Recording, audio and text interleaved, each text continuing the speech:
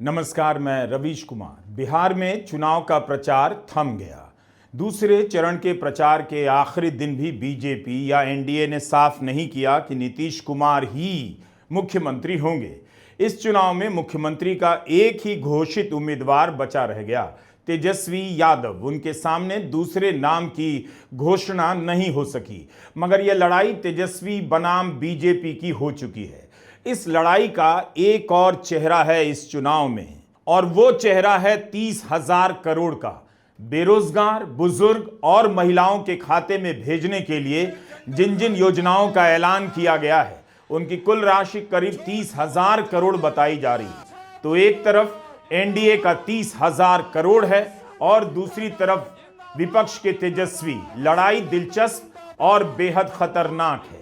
क्या तेजस्वी यादव 30,000 करोड़ लेकर बैठी जनता को अपनी तरफ खींच पाएंगे?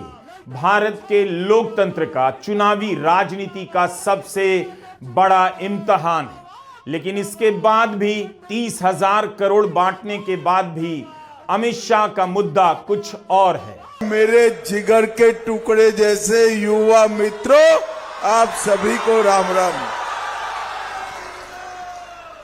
इतना पैसा बांटकर भी अमित शाह घुसपैठ के मुद्दे पर आखिरी चरण में आक्रामक होने लगे। इस चुनाव में बीजेपी ने बहुत बड़ा दांव खेला है। नीतीश कुमार के नाम की औपचारिक घोषणा नहीं ही की गई। यह बड़ा जोखिम है और इस जोखिम से बीजेपी आखिर तक नहीं डिगी। आखिरी दिन भी नहीं कहा कि नीतीश ही अगली बार मुख्यमंत्री होंगे। इस रिपोर्ट में हम अमित शाह की सभाओं और तेजस्वी की सभाओं की बात करेंगे। तेजस्वी यादव एक दिन में 17 तो कभी 18 तो कभी 19 सभाएं करने लगे हैं। ज्यादा से ज्यादा सभाएं कर सकें, इसलिए अपने भाषणों को बहुत छोटा कर दिया। आज हम 37 साल के हो गए और एक 37 साल के नौजवान को मोदी जी रोकने के लिए एक हेलीकॉप्टर के पीछे 30 हेलीकॉप्टर छोड़े, पूरी ताकत लगाई है।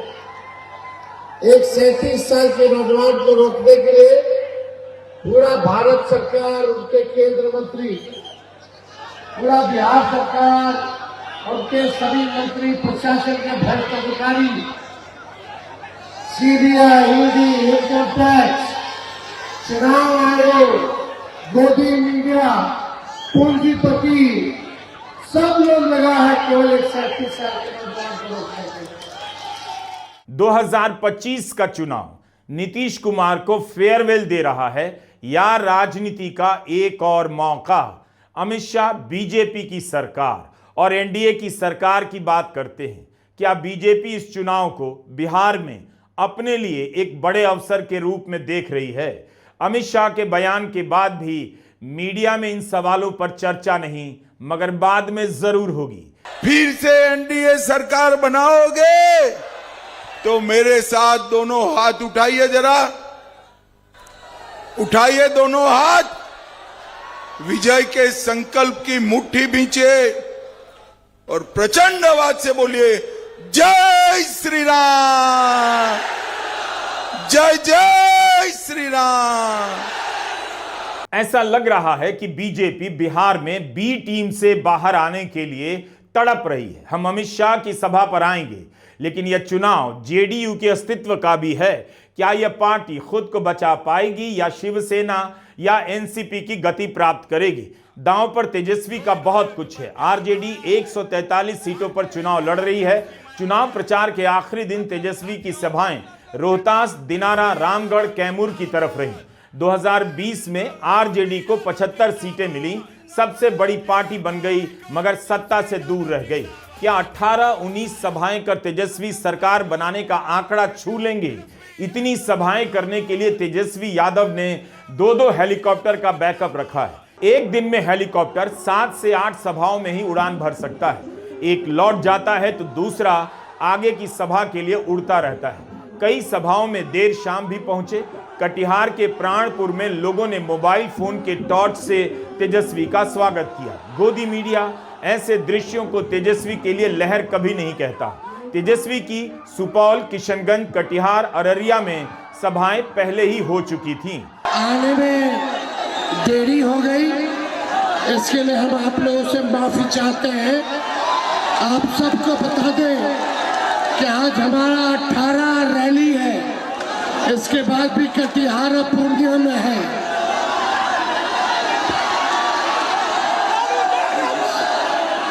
बस हो गया, शुक्रिया। ज्यादा समय नहीं है, लेकिन हम इशरत परवीन जी के लिए आप सब लोगों से वोट मांग रहे हैं कि एक एक वोट लालटेन पर बटन दबा करके इशरत परवीन जी को जिताने का काम कीजिए। हमारे हेलीकॉप्टर में तकनीकी खराबी आ गई थी। कदवा में हमारा जनसभा के बाद हम कदवा से बाई रोड आए। हमको आप लोगों का आशीर्वाद चाहिए था। हेलीकॉप्टर को तो हमने ट्रैक्टर बना दिया है। एक हमारे हेलीकॉप्टर के पीछे भाजपा का 30-30 हेलीकॉप्टर दौड़ रहा है। तेजस्वी की लड़ाई केवल बीजेपी और जेडीयू से नहीं, केवल जंगल राज की छवि से नहीं, 30,000 करोड़ के पैकेज से है, जो चुनाव के पहले और चुनाव के दौरान बिहार की महिलाओं, बेरोजगारों और बुजुर्गों के खाते में डाल दिए गए। 30,000 करोड़ ट्रांसफर कर जिस बिहार में राजनीति की आंधी चलाने का दावा किया जा रहा है, क्या तेजस्वी उस आंधी को रोक पाएंगे?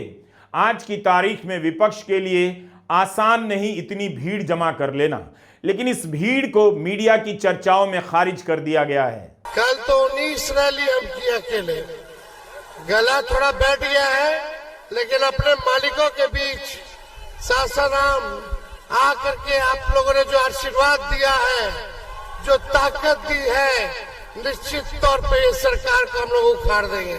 कई विश्लेषणों में प्रो इनकम्बेंसी की बात की जा रही है, यानी जनता सरकार से नाराज नहीं है, मगर यह नहीं बताया जा रहा है कि इस प्रो इनकम्बेंसी की कीमत क्या है।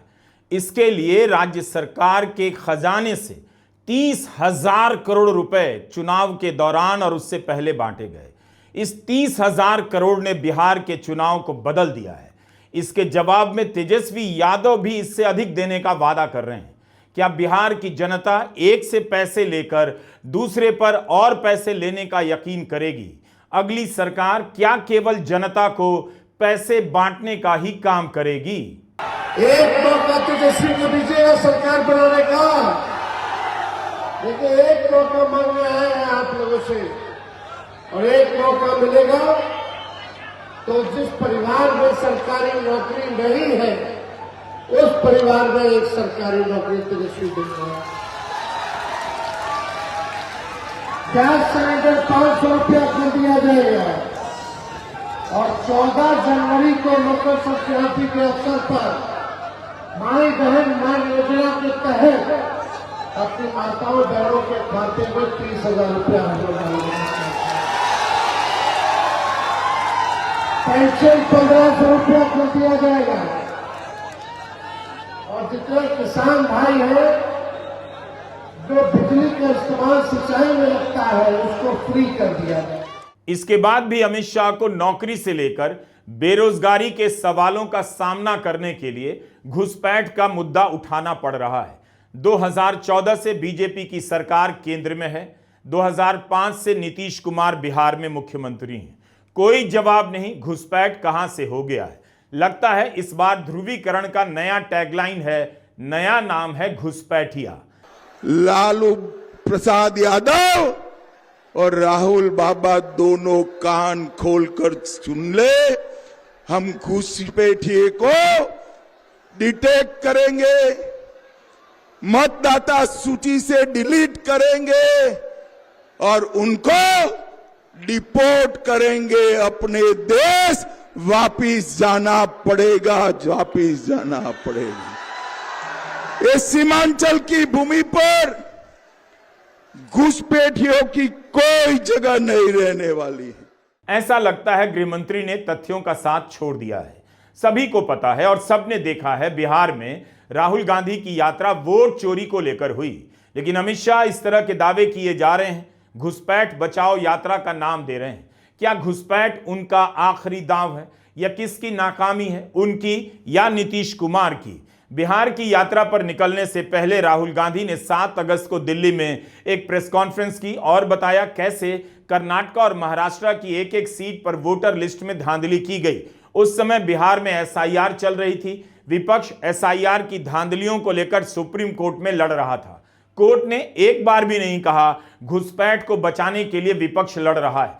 15 दिनों की यात्रा में वोटर के नाम काटे जाने से लेकर जोड़े जाने की प्रक्रिया पर राहुल गांधी सवाल उठा रहे थे। इस यात्रा में अगर कोई घुसपैठिया था भी तो गृह मंत्रालय क्या कर रहा था? क्यों नहीं अमित शाह ने वोट चोरी की यात्रा में चल रहे किसी घुसपैठिए को पकड़ा? क्या अमित शाह यह कहना चाहते हैं कि 15 दिनों तक इस तरह राहुल और तेजस्वी के साथ घुसपैठिए चलते रहे और उनका गृह मंत्रालय कुछ भी नहीं कर सका? मैं सीमांचल वालों की बात जानने आया हूं। मुझे बताओ, इस सीमांचल से घुसपैठिए को निकालना चाहिए या नहीं निकालना चाहिए?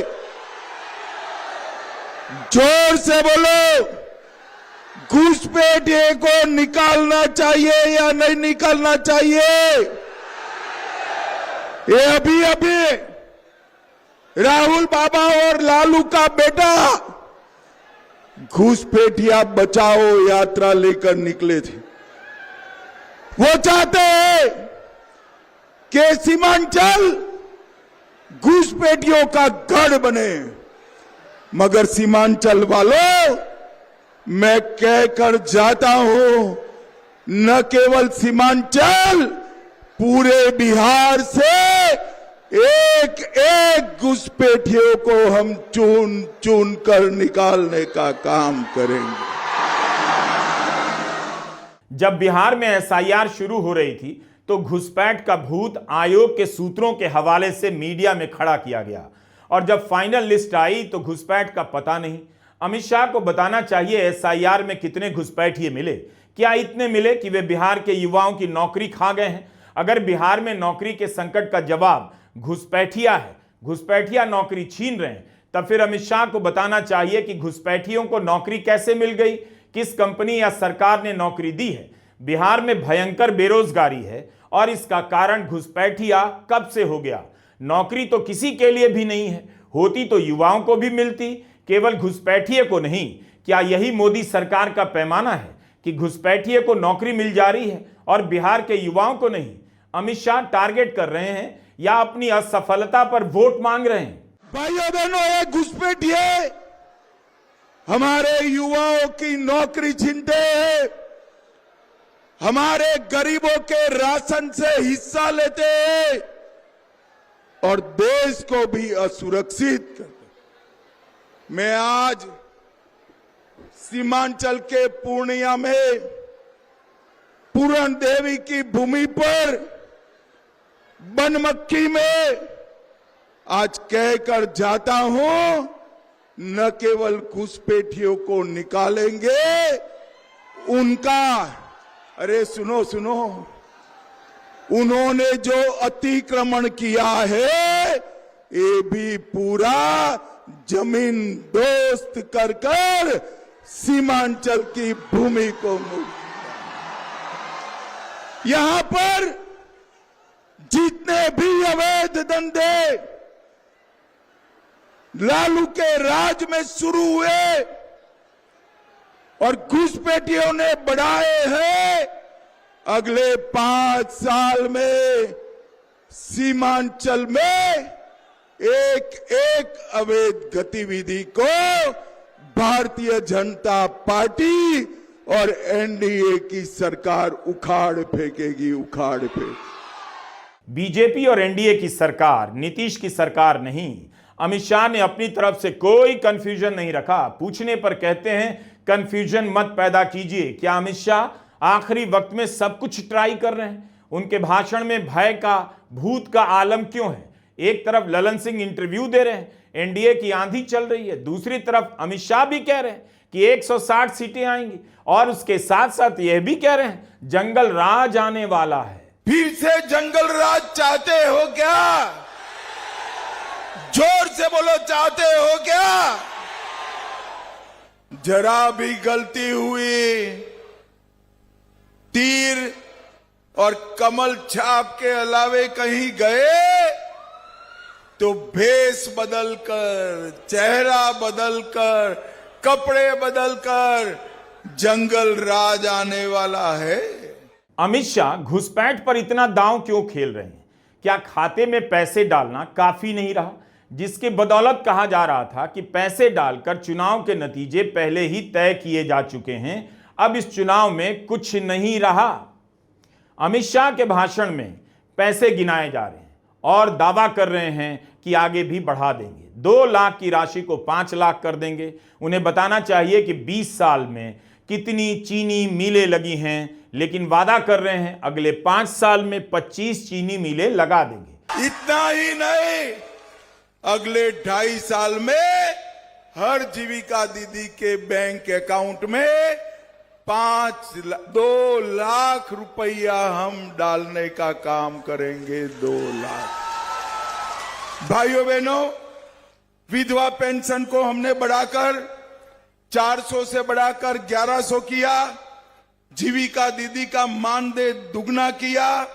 आशा बहनों का मानदेय 1,000 से बढ़ाकर 3,000 किया। ममता कार्यकर्ताओं का प्रसव का फीस डबल किया। रसोइयों का मानदेय 1650 से 3300 किया। आंगनवाड़ी सेविकाओं का मानदेय 7,000 से बढ़ाकर 9,000 किया और आंगनवाड़ी सेविकाओं को फोन खरीदने के लिए 11,000 रुपया देने का काम नीतीश कुमार जी ने किया। ये पूरे मिथिलांचल का सम्मान करने का काम एनडीए की सरकार ने किया। अगस्त के महीने में नीतीश कुमार की कैबिनेट ने 2 लाख देने का फैसला किया रोजगार के नाम पर महिलाओं को। बीच चुनाव में ऐसा क्या हो गया कि अब इसे बढ़ाकर 5 लाख करने का दावा अमित शाह कर रहे हैं? क्या नीतीश कुमार भी 5 लाख का वादा कर रहे हैं? महिलाओं के खाते में पैसे डालने का फैसला तब हुआ जब चुनाव शुरू हो रहा था। जब चलने लगा तब खाते में पैसे डाले गए। नियमों और नैतिकता की परवाह नहीं की गई। इतना विकास अगर हो गया था तो पैसे डालने की क्यों जरूरत है? और 5 लाख देंगे या बताकर वोट मांगने की क्या जरूरत है? क्या वोट सरकार के पैसे से खरीदा जा रहा है? आखिरी दिन अमित शाह ने 3 सभाएं की। इस चुनाव में बीजेपी और जेडीयू 101 सीटों पर लड़ रहे हैं। सुपौल वालों, कमल छाप और तीर छाप पर बटन दबाओ, कोई जंगल राज बिहार में आ नहीं पाएगा। अमित शाह की यह लाइन बेहद महत्वपूर्ण है। सुपौल में जेडीयू 4 सीटों पर लड़ रही है, बीजेपी 1 पर। पहले चरण के बाद चर्चा चली कि जेडीयू के वोटरों में बीजेपी के उम्मीदवारों को लेकर उत्साह नहीं। एक बात की दाद देनी पड़ेगी, अमित शाह अगर किसी दबाव में है और उस दबाव में पैसे बढ़ाने घुसपैठ की बात कर रहे हैं, लेकिन वो इस बात के दबाव में बिल्कुल नहीं आए कि नीतीश को मुख्यमंत्री घोषित कर देंगे। सुपौल की सभा में जहां 4-4 सीटें पर जेडीयू है, अमित शाह ने यह नहीं कहा कि नीतीश कुमार ही अगले मुख्यमंत्री होंगे। 14 नवंबर के बाद अगर नीतीश कुमार मुख्यमंत्री नहीं बनाए गए तो गोदी मीडिया इसी बात को लेकर अमित शाह की दाद देगा, जिस बात पर वह इस समय चुप रह गया। किशनगंज में राहुल गांधी की भी सभा हुई। उन्होंने घुसपैठ की राजनीति का जवाब अपने तरीके से दिया। एक तरफ आरएसएस जो देश को खांचों में बांटना चाहती है, जात का खांचा, धर्म का खांचा, प्रदेश का खांचा, भाषा का खांचा, स्त्री पुरुष का खांचा, और दूसरी तरफ कांग्रेस पार्टी, हम सब, महागठबंधन जो देश को जोड़ना चाहता है, हर धर्म को, हर जात को एक साथ लाकर आगे ले जाना चाहता है। मैंने 4000 किलोमीटर भारत जोड़ो यात्रा की। उसमें एक ही मैसेज था नफरत के बाजार में मोहब्बत की दुकान खोलनी है। उनकी यात्रा होती है और वो कहते हैं कि हमें नफरत फैलानी है, नफरत का बाजार खोलना है और मोहब्बत की दुकानों को बंद करना है। नरेंद्र मोदी में, उनके खून में, उनकी सोच में नफरत है। वो बांटना चाहते हैं, नफरत फैलाना चाहते हैं। दूसरी तरफ मेरे खून में मोहब्बत है, भाईचारा है और हिंदुस्तान को मैं जोड़ना चाहता हूं। यह फर्क है, यह लड़ाई है। नफरत से इनको क्या मिलता है, मैं आपको बताता हूं। नफरत से इनको देश का धन मिलता है। नफरत से ये जनता के ध्यान को इधर उधर भटका सकते हैं। नफरत से ये जनता को डरा सकते हैं और जब जनता डरती है तो जनता सही सवाल नहीं पूछती। बिहार की राजनीति का यह बेहद मुश्किल मोड़ है। उसे एक असंभव फैसला लेना है। सबको देख लिया है, सबको सुन भी लिया है। 11 नवंबर को 122 सीटों के लिए मतदान होंगे। 14 नवंबर को नतीजे आएंगे। नमस्कार, मैं रवीश कुमार।